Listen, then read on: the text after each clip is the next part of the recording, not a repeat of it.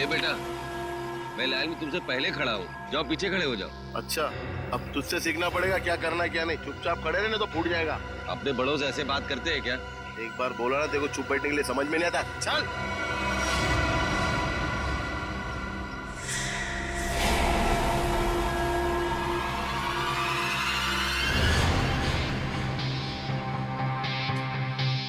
अब ठीक हो ना बाबा? हाँ बेटा, मैं ठीक हूँ। ओ सरंजीत, यहाँ का हीरो। एक काम कर ले, तू इस बुड्ढे की दुख भरी कहानी सुन ले जब तक मैं खाना खा लेता हूँ। ये रोटी दाल।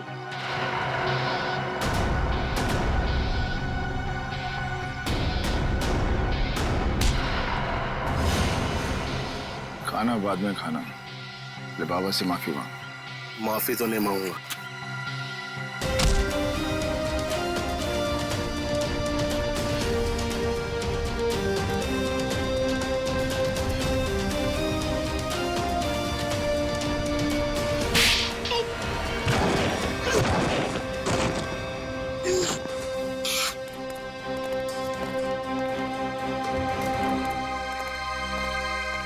बाबा चलो खाना खा लो।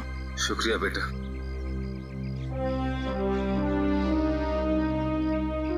सरंजीत, सीआईडी ऑफिसर्स तुमसे मिलना चाहते हैं।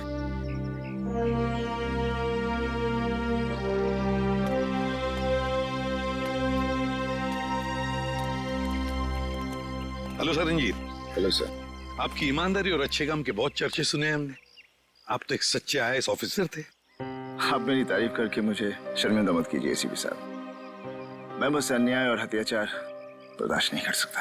ये तो बहुत अच्छी बात है। वैसे हमें क्यों बुलाया आपने यहाँ पर? एसीपी साहब, मैं सीआईडी की मदद लेना चाहता हूँ। हमारी मदद? इंस्पेक्टर अभिजीत, मैं चाहता हूँ कि आप एक एक्सीडेंट केस की इंक्वायरी करो।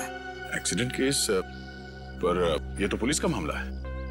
हाँ सरंजीत, एक्सीडेंट के मामले में सीआईडी की क्या जरूरत है? जरूरत है एसीपी साहब, क्योंकि मुझे यकीन है कि ये एक्सीडेंट नहीं, मर्डर है।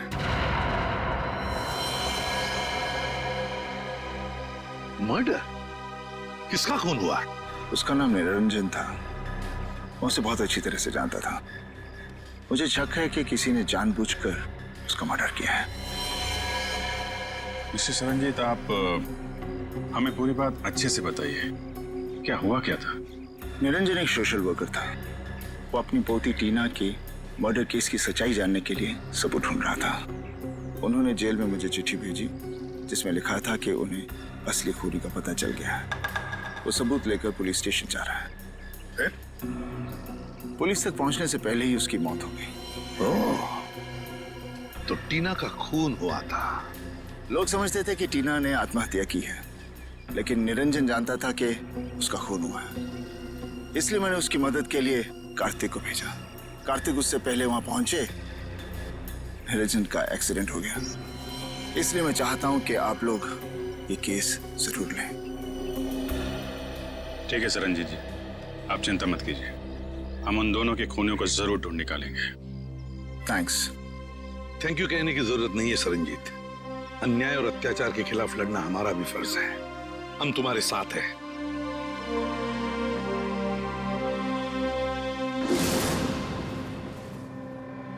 मुझे अपने आप पे इतना गुस्सा आ रहा है।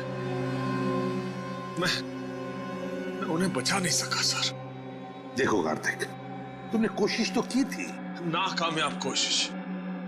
अगर 5 मिनट पहले मैं पहुंच जाता तो शायद ये खून होने से रोक सकता था मैं।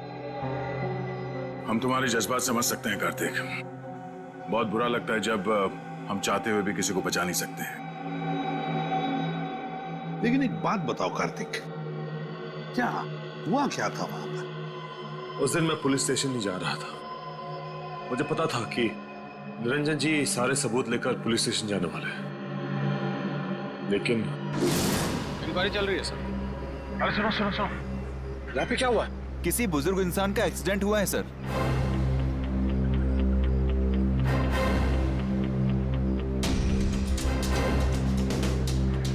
जी जी। हाँ सर, खबर लगती है आपको मैं खबर करता हूँ।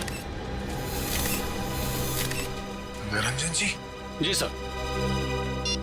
सर ये मिला है। बटुआ, ये टूटा हुआ चश्मा, घड़ी और फोन। इसके अलावा और कुछ? नहीं सर, बस इतना ही सामान है।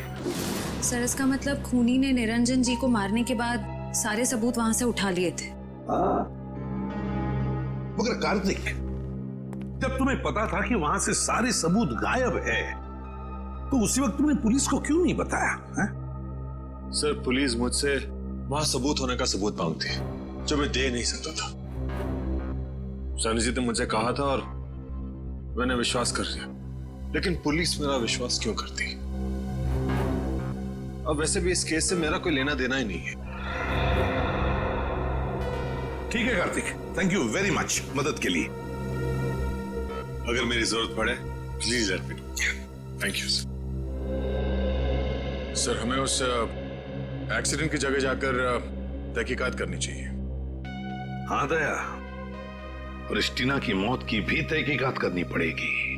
हाँ सर, निरंजन जी के पास सबूत भी था कि टीना की मौत एक आत्महत्या नहीं बल्कि मर्डर है, और इसी सबूत को मिटाने के लिए निरंजन जी का खून भी कर दिया खूनियों ने। टीना की मौत में कोई ना कोई गड़बड़ जरूर है, कोई ना कोई गड़बड़ जरूर है। पता लगाना पड़ेगा कि टीना ने क्या खुद बालकनी से कूदकर जान दे दी, या फिर किसी ने उसे धक्का दे दिया।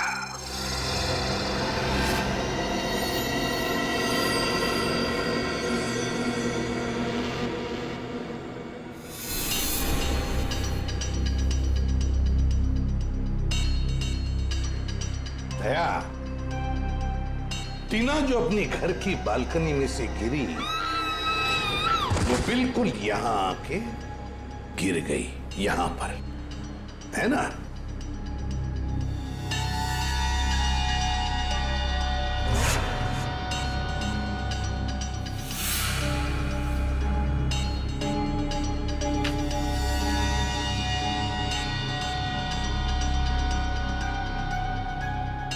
एक मिनट है।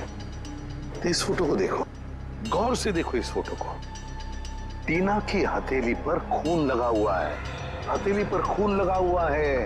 मगर दया, जब टीना अपनी बालकनी में से नीचे गिरी तब उसके हाथ खून से दूर थे, दूर। तो फिर टीना की हथेली पर खून आया कैसे? हाँ सर, जमीन पर खूनी हथेली के छाप यहाँ देखिए, जमीन पर पड़ी है। हाँ सर, ये देखिए, इस फोटो में भी ये टीना के हाथ उसके शरीर से काफी दूर है। मतलब हाथ पे खून लगना तो असंभव है सर। एग्जैक्टली, इसका एक ही मतलब है दया, जो कुछ भी हुआ है टीना के घर में ही हुआ है, टीना के घर में। निरंजन जी का एक्सीडेंट यहाँ पे हुआ था। ट्रक उस तरफ से आया था और वो पुलिस स्टेशन जा रहे थे। हाँ सर, जब ट्रक वहां से आ रहा होगा तभी निरंजन जी यहाँ से रास्ता क्रॉस कर रहे होंगे और एक्सीडेंट हो गया होगा। लेकिन फ्रेडी, पुलिस के मुताबिक एक्सीडेंट का कोई चश्मदीद गवाह है ही नहीं। एक काम करते हैं, वहां चल के देखते हैं जहां से ट्रक आया था। अरे ये क्या, ये रास्ता तो बंद है। सर फिर तो ट्रक यहाँ से आया ही नहीं होगा। वही तो फ्रेडी, जरा बुला उसको। अरे सुनो भाई, एक मिनट। हाँ ये कब से चल रहा है काम यहाँ पे? 1 हफ्ता हो गया सर। 1 हफ्ता? हाँ। ये 2-3 दिन पहले यहाँ पे कोई ट्रक खड़ा था क्या? मैंने तो देखा सर। अच्छा ठीक है, जाओ। सर अगर ये रास्ता पिछले 1 हफ्ते से बंद है तो फिर इस ट्रक ने निरंजन जी को पीछे से कैसे मारा?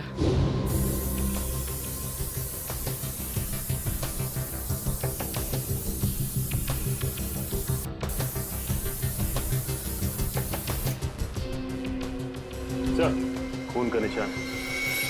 मैंने कहा था ना दया, जो कुछ भी हुआ यहीं पे हुआ, यहीं पे। क्योंकि ट्रक वहां से आया और शायद यहीं कोने पे खड़ा हो गया।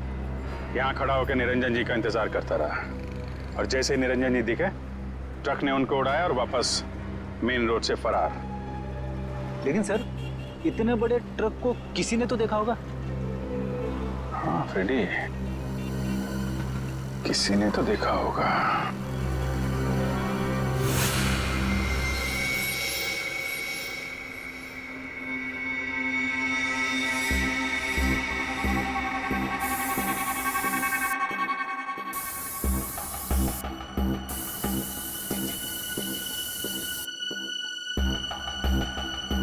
सर, हाँ, ये देखिए सर, हॉल में भी खून के निशान हैं।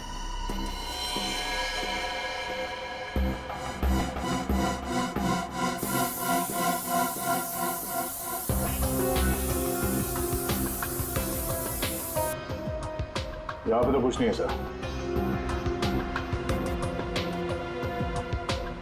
सर, इस तरफ है खून के निशान।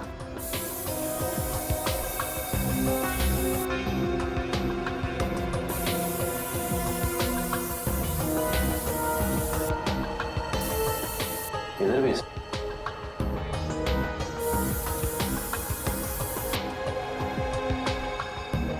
लेकिन सर, आगे तो दीवार है। दीवार पर मार के देखो। सर,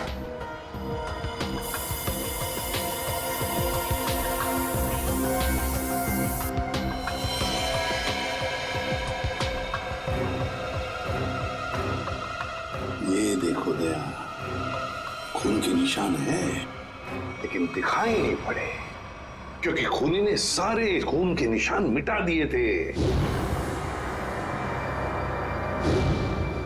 लेकिन टीना की मौत कैसे हुई होगी? टीना पर जरूर किसी ने गोली चलाई थी,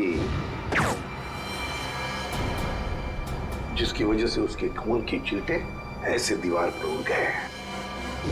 लेकिन सर, पुलिस की रिपोर्ट में ऐसे गन शॉट के जख्म का कोई जिक्र है ही नहीं। शायद उन्होंने देखा नहीं होगा। लेकिन सर, ये कैसे मुमकिन है कि पुलिस वालों को पता ही नहीं चला कि टीना को गोली लगी? ऐसे हो सकता है सचिन, हो सकता है, क्योंकि काफी साल पहले मेरे साथ भी ऐसे ही हुआ था एक केस में। पर सर, टीना की लाश का पोस्टमार्टम हुआ था, तो फिर जिस डॉक्टर ने पोस्टमार्टम किया उसने अपने रिपोर्ट में गोली के बारे में लिखा क्यों नहीं? वही तो। और फिर इसी पोस्टमार्टम रिपोर्ट के आधार पर पुलिस ने मान लिया कि टीना ने आत्महत्या कर ली। इसका मतलब है पोस्टमार्टम करने वाला डॉक्टर भी मिला हुआ था। सर, इस निरंजन जी का शक सही था, टीना का खून ही हुआ। हाँ दया, बिल्कुल सही है। सुनिए, जरा एक बात बताइए, जिस दिन टीना की मौत हुई, क्या आप लोग जानते हैं कोई मिलने आया था टीना से, या फिर आप लोगों ने कोई आवाज सुनी हो? जरा याद करना। है? नहीं सर, पर जब टीना गिरी थी तो हमने उसकी चीख सुनी थी सर। किसी ने गोली चलने की आवाज सुनी थी? नहीं सर। मतलब सर, गन पे साइलेंसर लगा हुआ था? हो सकता है, हो सकता है। वॉचमैन, तुम्हें तो पता होगा ना कौन आया था टीना से मिलने के लिए? साहब, इस बात को 2 महीने हो गए, कुछ याद नहीं है। अच्छा, तो तुम्हारे पास एंट्री रजिस्टर और फिर सीसीटीवी कैमरा तो लगे हुए हैं, वो तो होगा ना उसका रिकॉर्ड? हाँ, वो है। बस तो फिर वो एंट्री रजिस्टर और सीसीटीवी का फुटेज दोनों चाहिए हमें। सर, मैंने एक लाल कलर का ट्रक देखा था, वो उस दिन वहां खड़ा था। यहाँ पे खड़ा था, इसीलिए उन लोगों ने नहीं देखा। अच्छा, ये बताइए, ट्रक का नंबर याद है आपको? नहीं सर, नंबर तो मैंने नहीं देखा। उस ट्रक ड्राइवर के बारे में कुछ याद है? वो अपनी नीली रंग की शर्ट बदलकर दूसरी शर्ट पहन रहा था। मैंने उससे कहा भी कि वो ट्रक हटाए, मुझे रास्ता साफ करना है, मगर उसने मेरी बातों पर ध्यान ही नहीं दिया, वो ट्रक में ही बैठा रहा। नीले रंग का शर्ट? जी सर, और उस नीले रंग की शर्ट पर एक पीले कलर का बैच भी था। नीली शर्ट और पीला बैज? सर, लगता है वो आदमी किसी सिक्योरिटी एजेंसी के लिए काम करता होगा। हो सकता है फ्रेडी। और कुछ याद है उस ट्रक ड्राइवर के बारे में? उसका चेहरा, वो दिखता कैसा था? उसकी बड़ी सी मूछें थी और दाहिने गाल पर एक मस्सा भी था। बस इतना ही याद है। ठीक है, thank you very much. Ready? पता लगाओ ऐसी कौन सी सिक्योरिटी एजेंसी है जिसका एड्रेस नीली रंग की शर्ट और पीला बैज है। सर, जिस डॉक्टर ने टीना की नकली पोस्टमार्टम रिपोर्ट बनाई थी वो अभी फरार है। एक काम करो, निखिल को बोलो उसके घर पे नजर रखे और जैसे ही वो दिखाई दे हमें तुरंत इन्फॉर्म करें।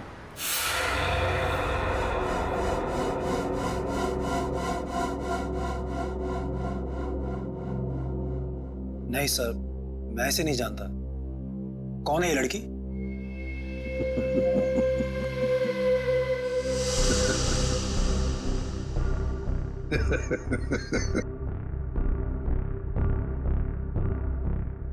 अभी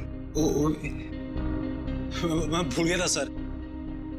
ये लड़की, ये तो टीना है, हमारे ऑफिस में काम करती थी। अच्छा, आखिरी बार टीना से कब मिले थे आप? ये उसकी मौत से शायद 2-3 दिन पहले। कहाँ मिले थे? मैं ऑफिस में मिला था सर। सर वैसे मेरी उससे ज्यादा जान पहचान नहीं थी, हम ऑफिस में ही मिलते थे सिर्फ। अच्छा अच्छा अच्छा, ऑफिस में ही मिलते थे। जी सर। सचिन,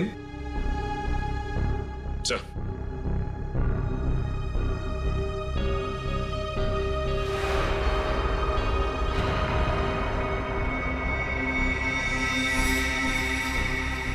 वॉचमैन जी सर।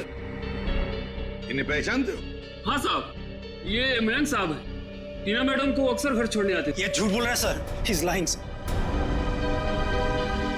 तुम जा सकते हो।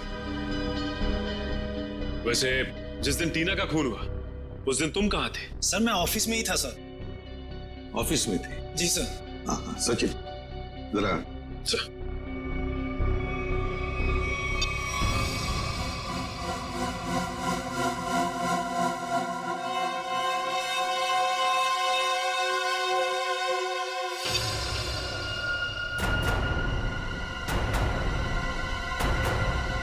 तुम ऑफिस में थे तो फिर ये कौन है? उसका कोई जुड़वा भाई भी है क्या? सर है? नहीं। सच सच बताओ, टीना के घर गए थे या नहीं? बताओ। हाँ सर। कितने बजे गए थे? ये 11:45 के आसपास के। 11:45 के आसपास। ये देखो, तुम बिल्डिंग के अंदर 11 बजे गए थे और बिल्डिंग से बाहर निकले 11:15 बजे। हो सकता है सर, मैंने टाइम नहीं देखा था सर।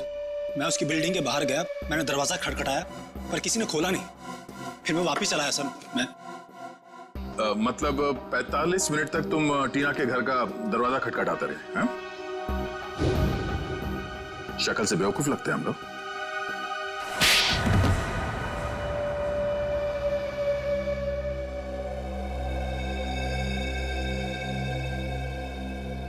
मैंने टीना को मारा था।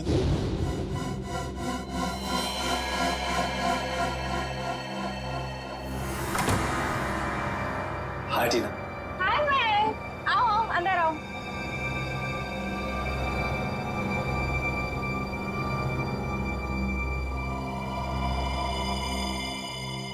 अरे कैसे हो? अच्छा बैठो, मैं पानी लेकर आती हूँ। हाँ।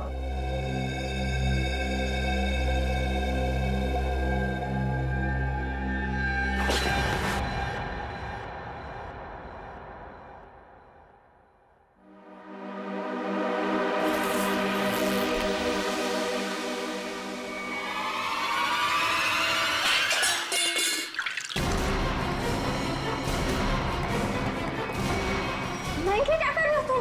आई एम सॉरी टीना। मयंक तुम पागल हो गए हो क्या? मयंक प्लीज मुझे छोड़ दो। मयंक नहीं। I am sorry. नहीं नहीं नहीं मयंक।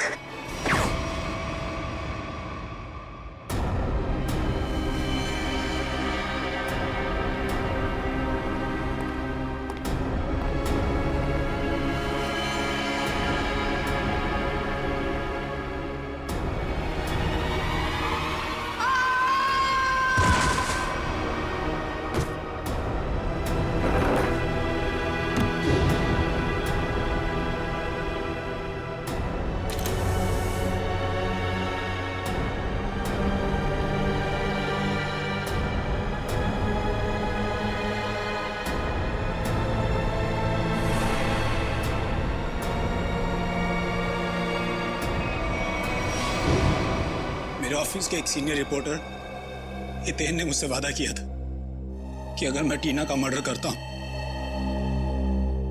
तो वो मुझे प्रमोशन दिलाएगा। सिर्फ प्रमोशन के लिए तुमने एक निर्दोष लड़की की जान ले ली? हा? समझ में नहीं आ रहा तुम कैसे इंसान हो। ले जाओ इसे। चलो चलो।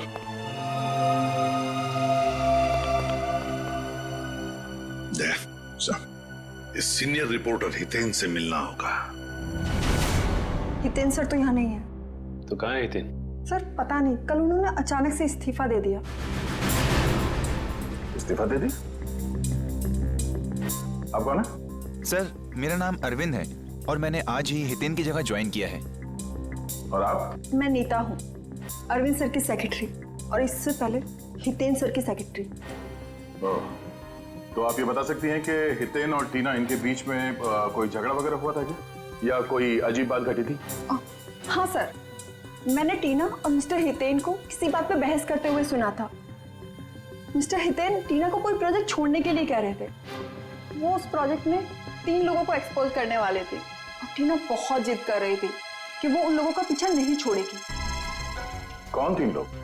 सर मुझे उन लोगों के नाम नहीं पता, लेकिन हाँ मिस्टर हितेन को मैंने किसी विनय जी का नाम लेते हुए सुना था। कह रहे थे कुछ बहुत बड़े आदमी हैं और कहा था कि अगर उन्हें ये बात पता चली तो टीना को जान से मार देंगे। विनय? ये विनय कौन है, कुछ मालूम है? नहीं सर। अच्छा ये हितेन कहाँ बैठता था? सर वो रहा हितेन सर का कैबिन। सर हो सकता है हितेन के कंप्यूटर से कुछ पता चल जाए हमें। नो सर, आपको हितेन के कंप्यूटर से कुछ पता नहीं चलेगा। किसी ने उसकी हार्ड डिस्क को जला दिया है। हार्ड डिस्क जला दी? कहाँ है वो हार्ड डिस्क? सर केबिन में। लिया जी। ये सबूत मिटाने की कोशिश कर रहा है। सर ये नहीं।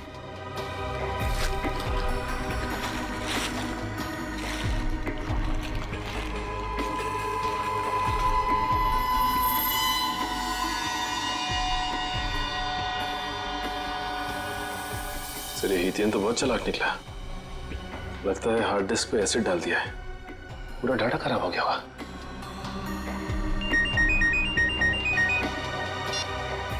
हाँ निकल। क्या डॉक्टर को पता चल गया? हाँ निकल। कहाँ है वो डॉक्टर? सर वो सामने चाय की दुकान पे लाइनिंग, रंगीन शर्ट और गमछा डाले हैं, वो है सर।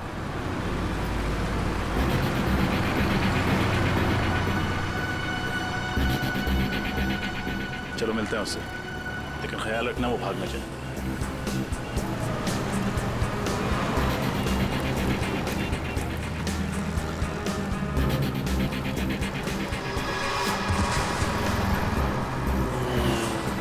इसे क्या हो गया?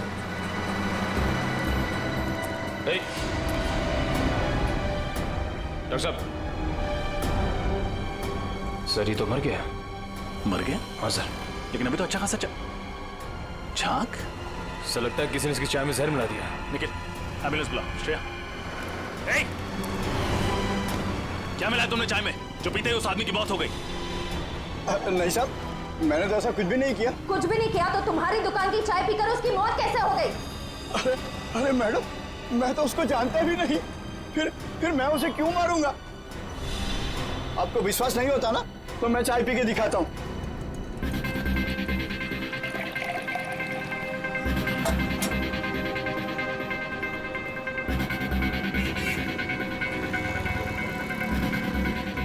ये देखिए मैडम, हुआ क्या मुझे कुछ, और इन सब लोगों ने भी चाय पी है। अगर चाय में जहर होता तो इनको कुछ होता ना। इनको कुछ हुआ क्या? बरसों से मैं ये चाय की दुकान चला रहा हूँ, आप मेरे धंधे को चौपट क्यों कर रहे हैं सर? सर बात तो उसकी सही है, बाकी किसी को कुछ भी नहीं हुआ। हाँ श्रेया, लेकिन किसी ने तो उस चाय में जहर मिलाया था। कौन हो सकता है?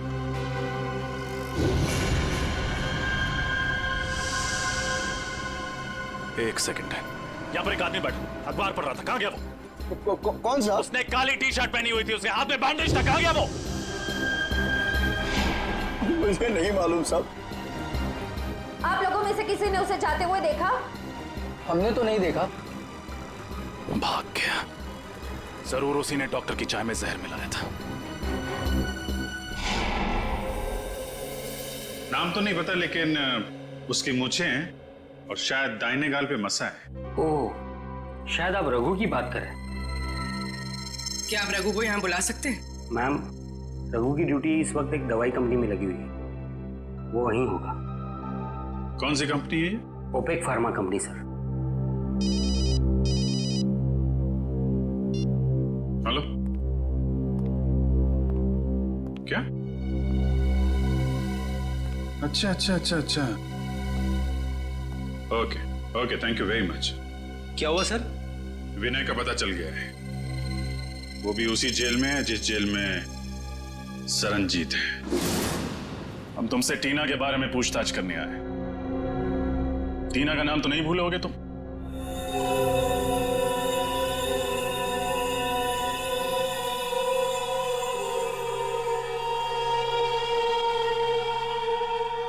देखो विनय, हम जानते हैं कि तुम्हें सब कुछ पता है। बेहतर होगा तुम हमारे साथ कोऑपरेट करो।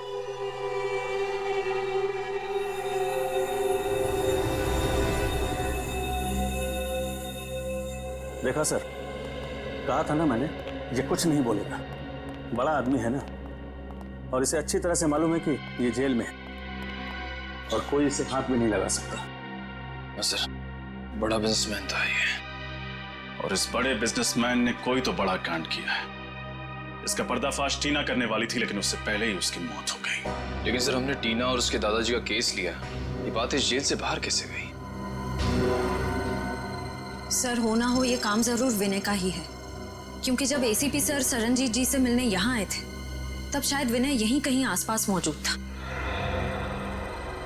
जरूर ये खबर विनय ने ही बाहर भेजी होगी, क्योंकि उसी के बाद रघु और सीनियर एडिटर हितेन रफू चक्कर हो गए और पोस्टमार्टम करने वाले डॉक्टर का खून हो गया। ये नामुमकिन है सर, क्योंकि विनय को किसी से भी मिलने की इजाजत नहीं। अनिल जी सर, यहाँ आप इनसे पूछ सकते हैं। ये हमेशा विनय पर नजर रखते हैं। जी सर, साहब ठीक कह रहे हैं। यहाँ विनय जी के ड्राइवर के अलावा कोई नहीं आता। ड्राइवर? अच्छा, वो क्यों इनसे मिलने के लिए आता है? सर, विनय जी जेल का खाना नहीं खाते हैं, तो उनका ड्राइवर उनके लिए घर से खाना लाता है। विनय के ड्राइवर से मिलना होगा, वही बताएगा कि ये खबर अंदर से बाहर कैसे गई। मैं तो विनय सर के घर से टिफिन का डब्बा लेकर जेल में देने के लिए जाता था सर। झूठ बोल रहे हो तुम। सच तो यह है कि तुम रोज विनय से कोई संदेशा लेकर आते थे। बताओ, क्या खबर देता था वो तुम्हें? मुझे नहीं पता साहब। खाने के बाद वो हौलदार मुझे डब्बा वापस देता था साहब, और मैं वो खाली टिफिन का डब्बा आराम बिल्डिंग फ्लैट नंबर 203 में दे देता था साहब।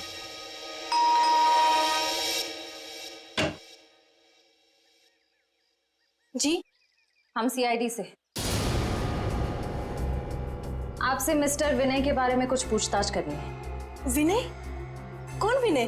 बिजनेसमैन विनय, जो फिलहाल जेल की सजा काट रहे हैं और जिनका खाली टिफिन रोज आपके फ्लैट पर पहुंचा दिया जाता है। ऐसा तो कुछ नहीं, लगता है आपको कोई गलतफहमी हुई है। अभी गलतफहमी हुई है या नहीं ये तो पता चल ही जाएगा। फिलहाल ये बताइए, आप कौन हैं और आपके साथ और कौन रहता है इस फ्लैट में? जी, मेरा नाम सिबी है।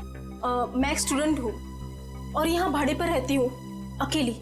सिबी, क्या हम अंदर आ सकते हैं? नहीं नहीं, मैंने कहा ना, मैं अकेली रहती हूँ यहाँ। अकेली? वो पैंट किसकी है?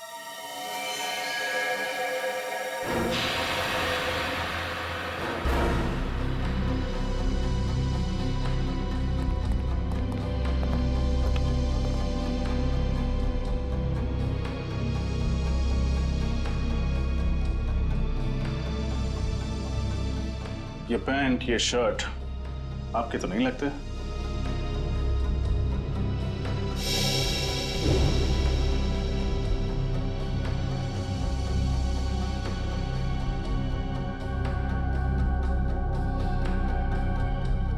फोटो में ये आदमी कौन है सिबी?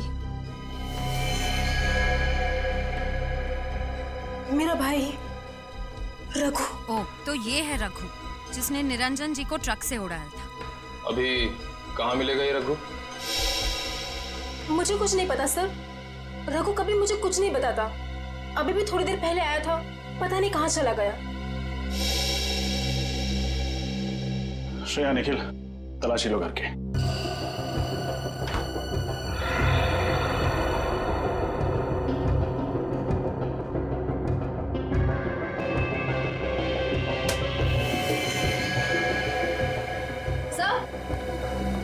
सर अंदर कमरे में ये टूटी हुई सीढ़ी मिली है। किसने तोड़ी है सीढ़ी? है क्या है सीढ़ी में? मुझे कुछ नहीं पता सर। वो कमरा तो रघु का है, शायद उसे ही कुछ पता होगा। ठीक है, जैसे ही रघु का पता चले हमें खबर करना, और कोई होशियारी मत करना क्योंकि हमारी नजर अब तुम पर है।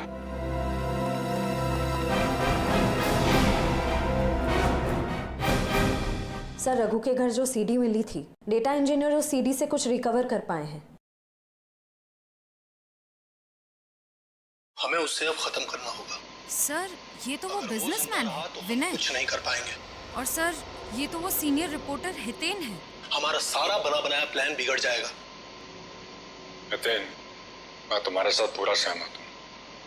उसका जिंदा रहना ना हमारे लिए ठीक नहीं है। चिंता मत करो दोस्तों, मेरे पास एक और प्लान है।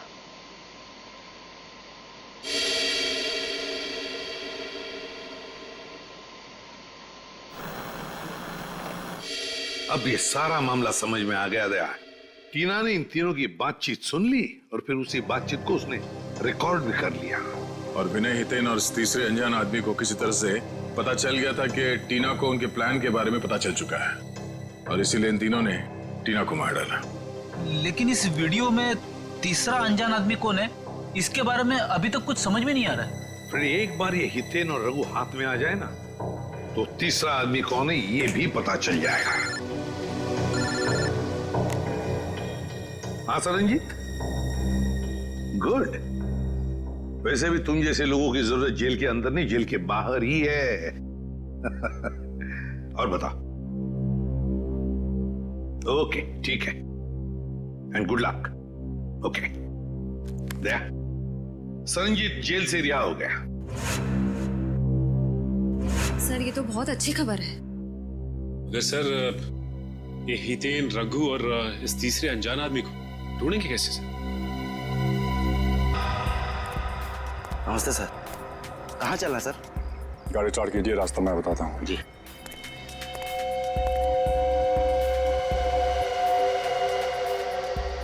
अपना प्लान काम कर गया सर?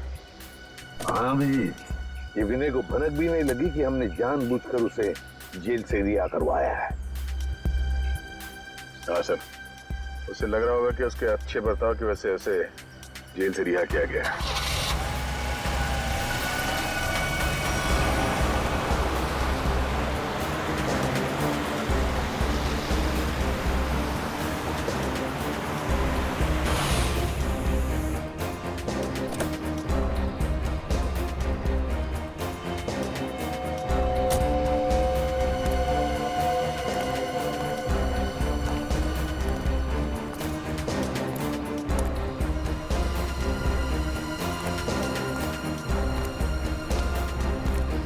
गाड़ी लेके निकल जाओ। अच्छा सर।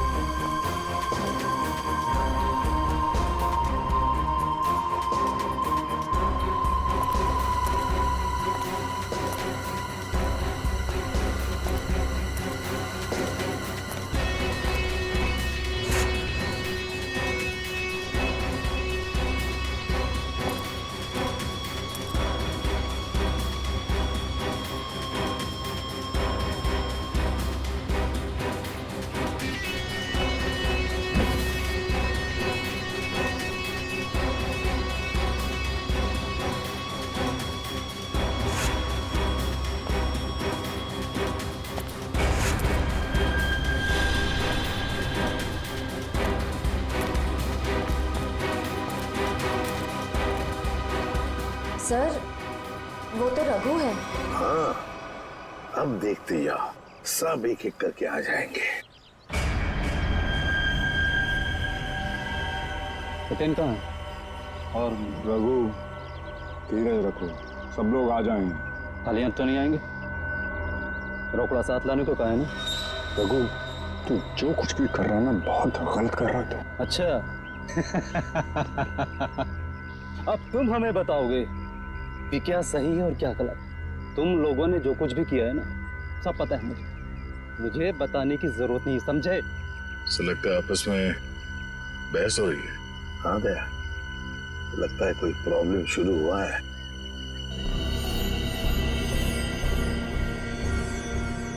हितेन, तुम भी आ गए अभी खाली हाथ?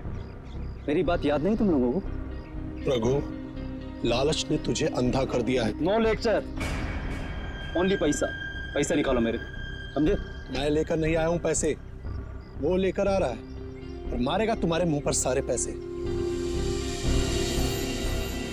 तुम लोगों की सलामती के लिए तो यही अच्छा होगा कि वो पैसे लेकर आ जाए, वरना मेरे पास तुम लोगों के खिलाफ जो सबूत है वो सीआईडी के पास पहुंचाएंगे। हाँ पूर्वी, क्या खबर पक्की है? ये चक्कर है। ओके, क्या हुआ? सर ये ओपेक फार्मास्यूटिकल कंपनी के 3 मालिक हैं, विनय, हितेन और तीसरे का नाम तो चौंकाने वाला है। कौन है?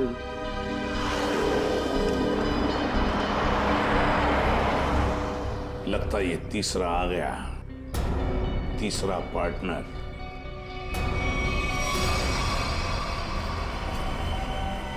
मेरे पैसे दो मुझे और सबूत लेकर जाओ, वरना मैं तुम लोगों को बर्बाद कर दूंगा।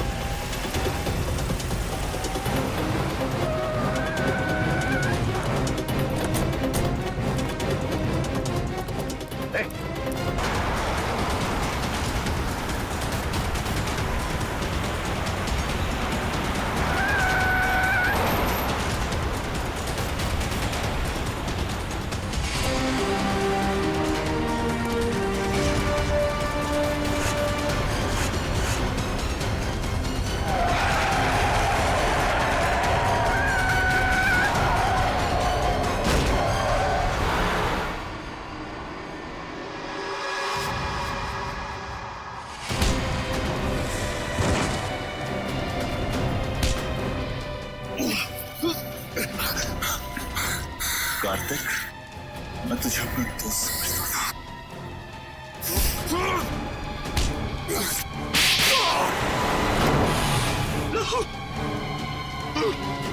उन दोनों को पकड़ो, छोड़ो मत। भागने का बहुत शौक है तुझे?